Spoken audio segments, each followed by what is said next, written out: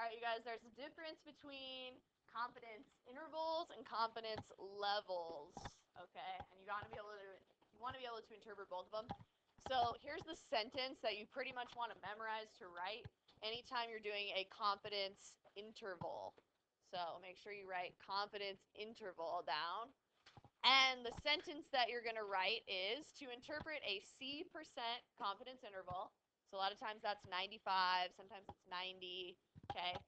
So interpret a C% confidence interval for an unknown parameter. You're going to say, quotes, we are C% confident that the interval from blank to blank captures the parameter in context. In other words, you're filling in the blank right here.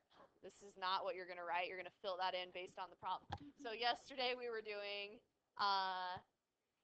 yesterday we said something like, we are 95% confident that the interval from 240 to whatever it was, 260, I don't remember, captures the true mystery mean, all right? Or the true mean of whatever we were talking about. In that case, we were guessing numbers, okay? So that's a sentence that you're going to write this sentence a lot of times in the homework and practice, so hopefully you'll have it memorized by the time the test comes around, okay?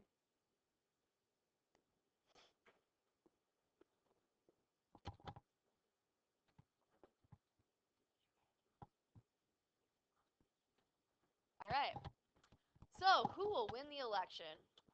Interpreting a confidence interval.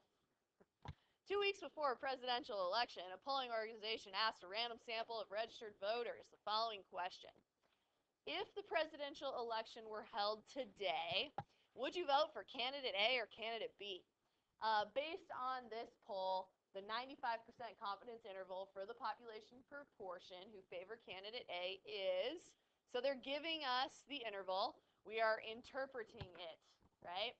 So interpret the confidence interval. We are going to fill in the blanks from that sentence, okay?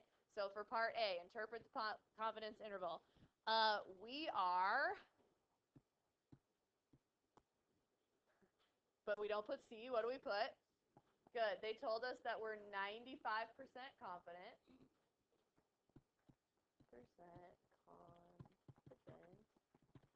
That the interval from, okay, they gave it to us right here, so we're going to fill it in 0.48 to 0.54 captures, you want to use that word, and then we fill in the blank. So in this particular problem, we are capturing the true proportion who favor candidate A, right? Captures the true proportion of all registered voters who favor candidate A. All right? So make sure you fill that in well with what we're trying to find. Okay, part B has some definitions we learned yesterday. What is the point estimate? That's the value that was used to create the interval. And what is the margin of error? So in your notes, I would put the point estimate. All right, we want to find what that is. So they only gave us the interval. Raise your hand if you can tell me the point estimate. Owen. Yes, how'd you get 0.51?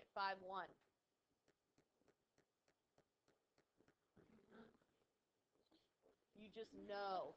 You just knew it. That's great. How?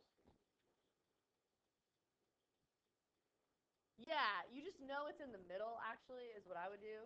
It's always right in the middle of your interval. So I wouldn't think through the standard deviations. I would just say we average these. So if you don't know just by looking at it, you add those two numbers and divide by 2. It has to be in the middle. So 0.51 is the point estimate, and this is a p-hat. Right? We're talking proportions, that's decimals, okay? It's a p-hat. So that's the point estimate. How about the margin of error? Margin of error. So yesterday we said it was the point estimate plus or minus the margin of error. So anybody know what the margin of error is? Ginger, what do you think?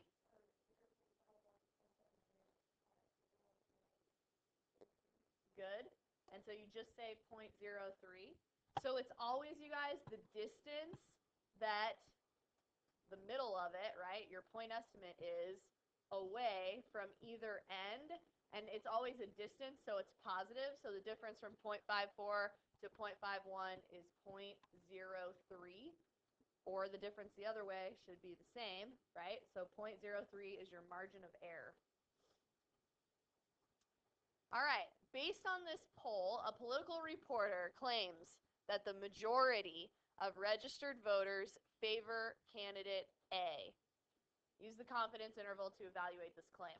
Well, our confidence interval includes values less than 50%, right? So can we say that the majority of voters, meaning greater than 50%, that would be a majority, favor candidate A? No. All right. The reason that we can't is because the interval includes values less than 50%. So if it includes values less than 50%, you cannot say that that's convincing evidence to support the reporter's claims. All right. So you would say no, the interval includes less than 50%. Everyone good with me not writing that all out? Yeah. So here we have this is a really good thing to look at when you're trying to understand confidence intervals. So we're going to look at this applet.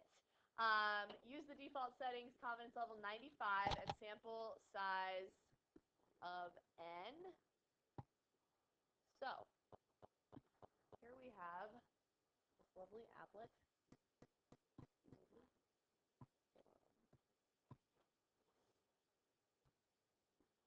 So we've got a population proportion of 0.5. That's giving us the true p. All right, the true p value is 0.5. We have a confidence level of 95%. We're 95% confident. A sample size of 20. And so I do one sample right there. All right.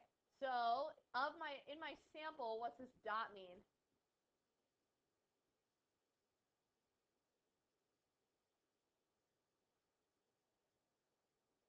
What do you think, Donovan? This whole thing's the confidence interval. So this middle point is a point estimate, or a p-hat, right? And then we have a margin of error and a margin of error. Okay, so this was one sample. Did it include, this one sample, the true proportion? Yes, it did. Here's 0.5. Okay, we're going to do 10 more of these. 2, 3, 4, 5, 6, 7, 8, 9, 10. Uh-oh. How many of those did not include the true proportion? One of them, right? So we only have 90% of them in my 10 samples. And remember, every sample was a size of 20, but I only took 10 simple random samples. One of them did not hit that true proportion. All right, so let's reset this and do 25. Okay, so out of 25, how many of those did not hit the true proportion? 2 of them. So my percent hit is 0.92. What's my confidence level? 95. What do you think is going to happen the more of these I do? Closer to 95%, right? Let's see here. 94. Okay, good, right? Ish. So it gets closer the more samples that we take. Okay. So let's see what they asked us over here. All right, so we did most of that. Reset, step 3. Oh, we should do 90% and 80% confidence as well. So that was 95%. If I change this, you guys, every time I do this, I have to click.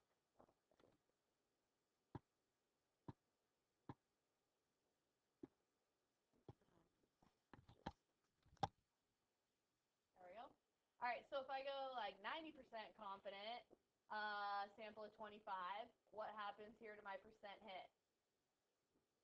Yeah, it's it's going to be closer to supposedly 90, okay? So there's 0.89.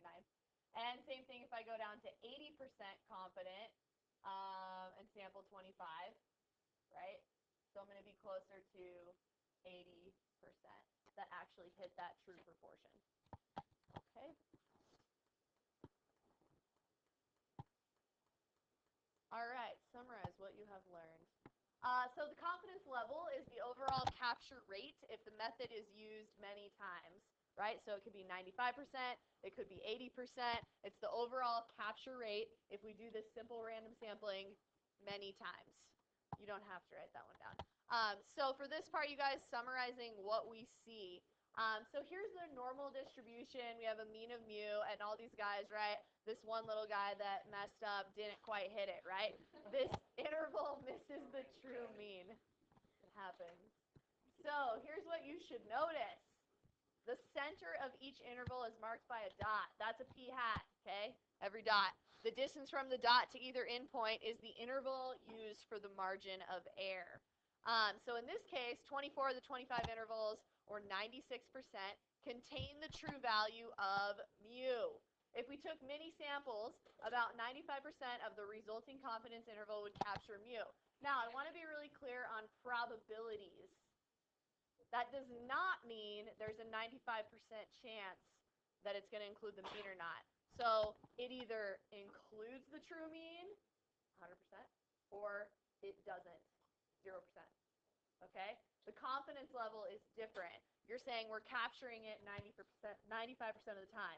So it either happens or it doesn't happen, okay, as far as your probability goes. So confidence level, here's the definition you should write down. So that was confidence interval. This is how we're going to interpret a confidence level. So to say that we are 95% confident is shorthand for, here's your sentence. If we take many samples of the same size from this population, so we're doing a bunch of samples of size 20 in the applet, about 95% of them will result in an interval that captures the actual parameter value. And you should definitely write this whole sentence word for word, because you will be writing this sentence as well many times. All right? It's different than the other sentence. This is a totally different definition. Okay? So if we take many samples of the same size from this population, about 95% of them will result in an interval that captures the actual parameter value. So if it was 90% or 80%, you would change that, obviously, percentage, okay? And these words right here, you might fill in the blank with what we're actually talking about in the problem.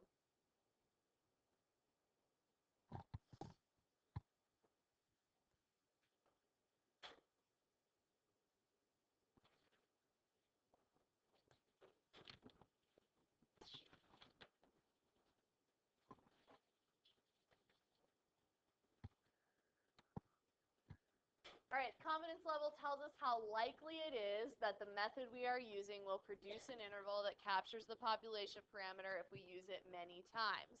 The confidence level does not tell us the chance that a particular confidence interval captures the population parameter. When we're talking probabilities, it's either 0 or 1. It's either included or it's not included, okay? So confidence level is not a probability. Don't think of it like that. It's a plausible set of values for the true parameter. All right, so back to the mystery mean.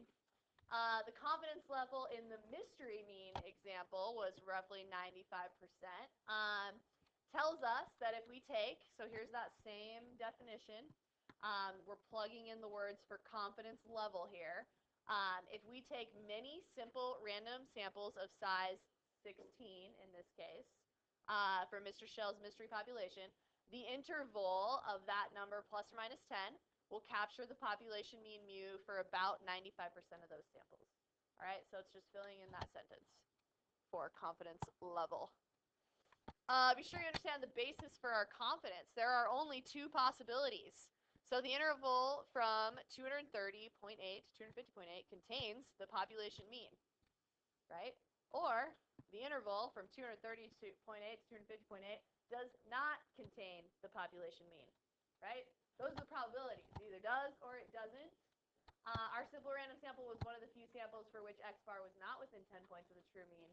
Only about 5% of samples result in the confidence interval that fails to capture mu. So there's did. They don't know that. Well, I don't know why they said that.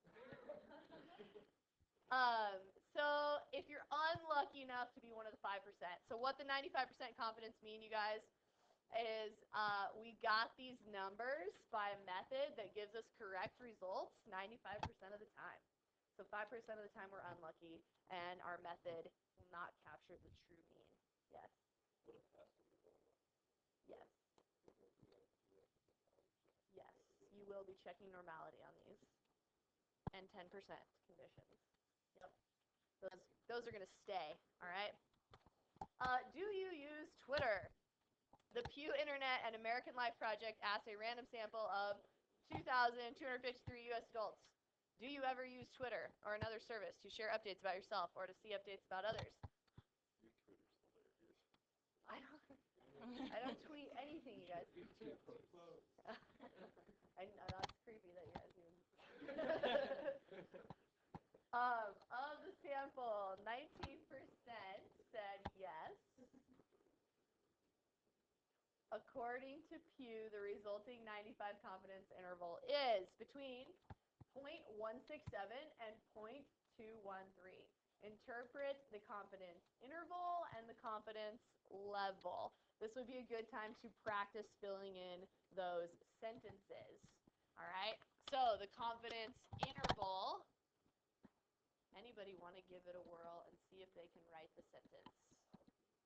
All right, Jake.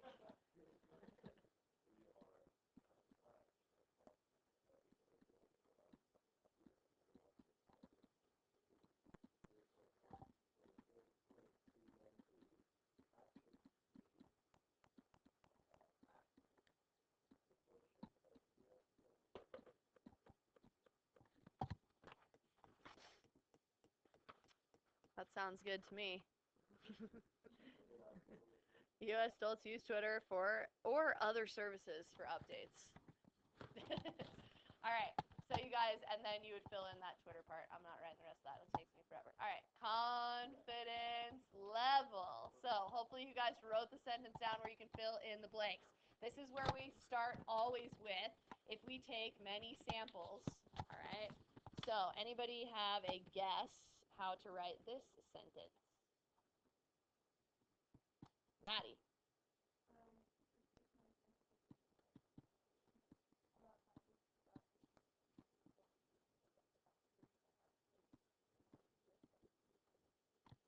What percent of the time? Yep. So for this one, if we take many samples, in this case, they did samples of 2,253. So if we take many samples of 2,253 U.S. adults, the resulting confidence intervals would capture the true proportion of all U.S. adults who use Twitter or other services for updates for about 95% of the samples. All right? And fill in the sentence. Same thing on this one, you guys. I'm not going to do the first two. It's just interval and level. However, we should do the last one on here just to make sure we understand this part because this is important. So let's read the problem and then do number 3. How much does the fat content of brand X hot dogs vary? To find out, researchers measured the fat content in grams of a random sample of 10 brand X hot dogs. A 95% confidence interval for the population standard deviation sigma is 2.84 to 7.55. All right. True or false? The confidence interval from 2.84 to 7.55 has a 95% chance of containing the actual population standard deviation sigma. By the way, they're using standard deviation instead of p hat or x bar, right? It's the same concept. They're just using a different statistic. So anyways, is this the correct way to say this? No. So you guys, chance means probability. It is not a 95% chance probability. That's not how you interpret these, right? because it either is included 100% or it's not 0%. Okay? So this one is false. Once the interval is calculated, it either contains sigma or it does not contain sigma. So it is not 95% chance, right? That's not how you interpret a confidence interval. All right. That's it. I have a work.